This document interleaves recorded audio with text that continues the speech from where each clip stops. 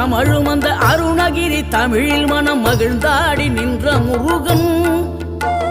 கிழவி இவள் புலமை கண்டு அழகு மிகும் குழந்தை என மகிழேறி வந்த குமரன்.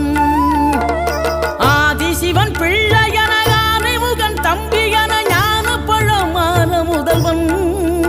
நீ பாடும் குரல் வளம் கொடுக்கும் பனிமலையில் வாழும் அந்த பார்வதியின் இளைய புதல்வன். தேனெடுத்து திணை வளர்க்கும் சிறு குரத்தி வள்ளியவள் சிந்தையில நின்ற மன்னவா. நீ நாடி வரும் பக்தர்களின் நாட்டம் அதை தனித்தருளும் ஞான குருநாதன் அல்லவா.